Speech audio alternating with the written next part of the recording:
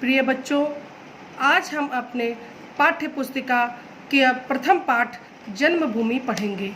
जन्मभूमि एक देश प्रेम के ऊपर आधारित कविता है जिसको श्री सुमित्रानंदन पंत जी ने लिखा है।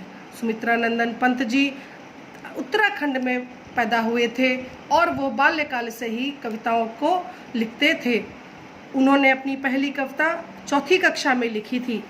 उन्हें प्रकृति से बहुत प्रेम था और उनकी अधिकतर कविताएं प्रकृति पर ही आधारित होती थी। यह उनकी एक प्रसिद्ध कविताओं में से एक है।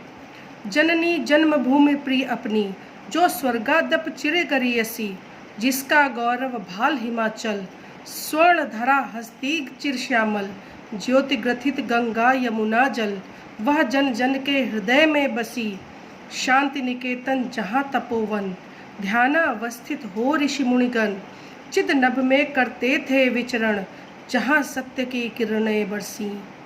आज युद्ध जर्जर जग जीवन, पुनः करेगा मंत्रोच्चारण, वह वासुदेव बना कुटुंबकम, उसके मुख पर ज्योति नवलसी।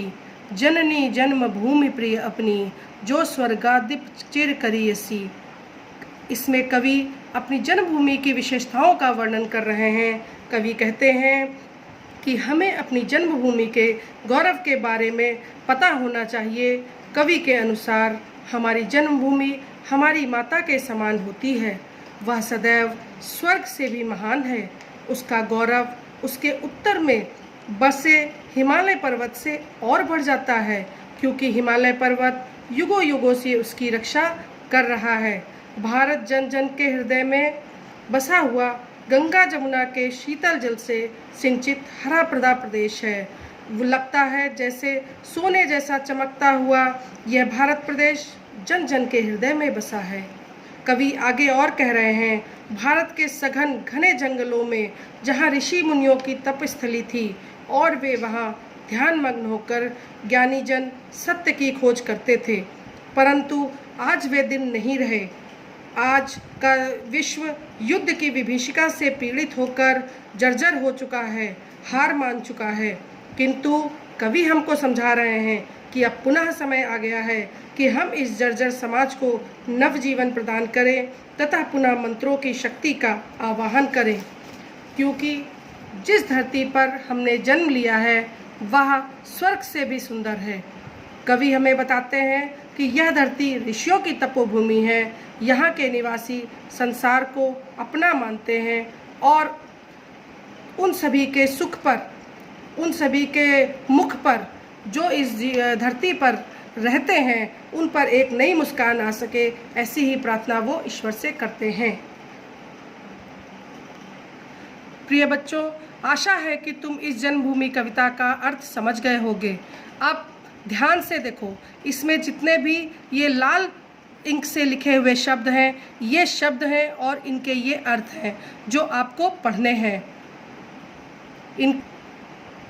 इनको करने के बाद हम अभ्यास पर आएंगे। अभ्यास में हमें प्रश्न नंबर 2 निम्नलिखित प्रश्नों के उत्तर विस्तार से लिखिए। ये 1, 2, 3 और 4 प्रश्न करने हैं जो कि मैंने कॉपी में लिख दिए हैं और आप अपने पास लिख लीजिएगा। और इसके बाद प्रश्न संख्या 4, उस पर ये पर्यायवाची शब्द हैं जिन पर आपको प्रत्येक के 3-3 पर्यायवाची लिखने हैं और इन शब्दों के विलोम शब्द लिखने हैं। यह भी आप अपनी कॉपी में कर लीजिएगा। अब इसके बाद आप प्रश्न उत्तर देखिए और प्रश्न उत्तर ये आपको अपने पास लिखना है और इनसे पढ़ना है।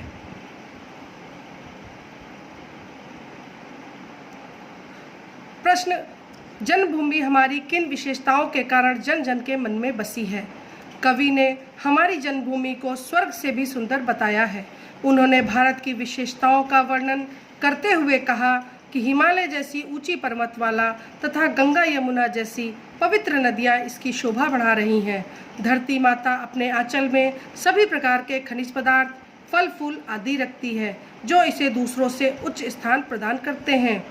प्रश्न नंबर 2, युद्ध से हुए विनाश को किस प्रकार फिर से संवारा जा सकता है? उत्तर, जब धरती पर एक भीषण युद्ध हो चुका हो तो चारों ओर केवल विनाश ही दिखाई देता है। उस विनाश को फिर से जीवन की तरफ लाने के लिए लोगों के जीवन में प्रेम का संचार करना होगा। उन्हें एक दूसरे से हिल मिलकर समस्याओं का हल निकालना होगा, तभी हम इस विकास के पथ पर आगे बढ़ सकेंगे। प्रश्न नंबर 3, वासुदेव कुटुंबकम से आप क्या समझते हैं? कवि के अनुसार इस पृथ्वी पर रहने वाले सभी व्यक्ति एक ही परिवार के सदस्य हैं। उनके साथ ऐसा ही व्यवहार होना चाहिए जैसे आप अपने परिवार के सदस्य के साथ करते हैं। कवि इसके द्वारा लोगों को प्रेम से रहने की शिक्षा दे रहे हैं।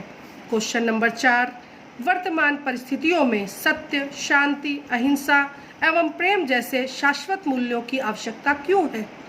कवि कहते हैं, आज की परिस्थितियाँ झूठ, हिंसा तथा स्वार्थ से भरी हुई हैं। इसमें मनुष्य हताश होता जा रहा है। मनुष्यों में एक नया संबल भरने के लिए, उनको एक नया सहारा देने के लिए सत्य, शांति, अहिंसा एवं प्रेम जैसे शाश्वत मूल्यों की आवश्यकता है, ताकि लोग एक बेहतर जीवन जी सकें। प्रिय विद्यार्थियों, आशा है कि आप इस पाठ से पढ़कर कुछ ज्ञान प्राप्त कर सकेंगे। फिर अगले पाठ में